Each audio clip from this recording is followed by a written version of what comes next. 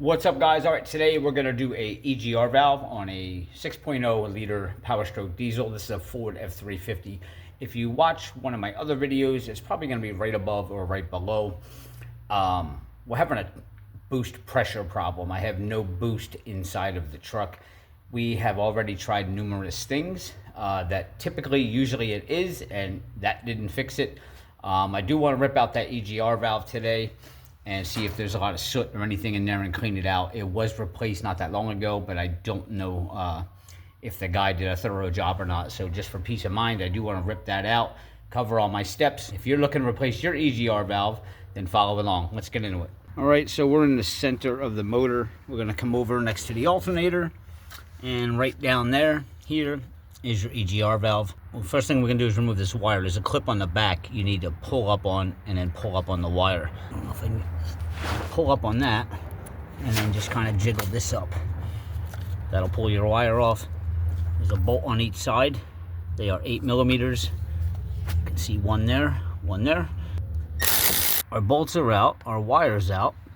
Now, this thing needs to spin. So, you see this little metal thing right here? We're going to use that as leverage. We're going to stick our screwdriver down here, pry it against there. I'm going to push. See it spreading? The O-rings, the seal, is pretty tight. All right, that just gave right there. That's what we wanted.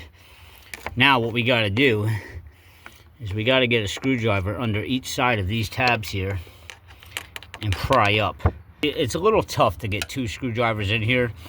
You can try, I'm going to go under this hose here. And you can try just doing one side at a time also.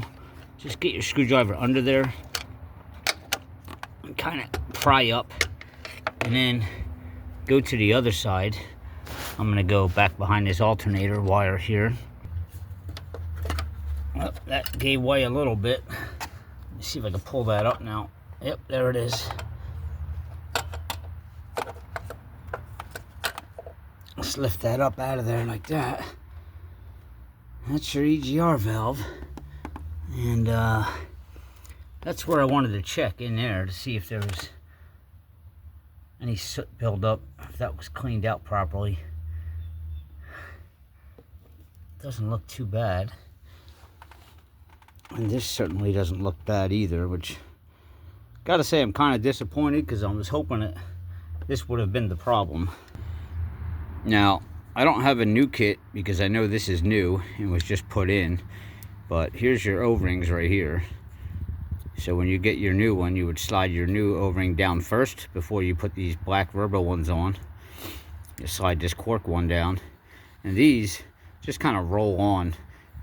Put a little bit of oil on them, especially when it makes it easier when you're putting this back in.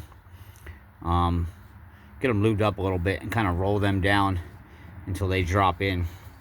So that's how they're supposed to be.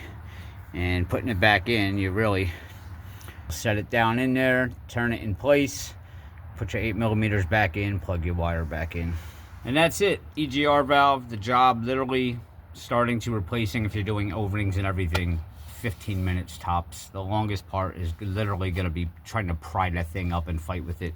You may need two screwdrivers. If you sit there with one and keep going back and forth, you'll get it. And then, of course, putting the O-rings on might take you a couple minutes. But that's it, guys.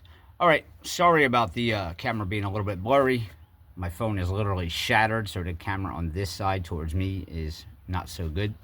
And I was filming everything with one hand, but I'm doing it, try to help everybody out. So if you could just give me a thumbs up for that and hit subscribe, I will see you next time.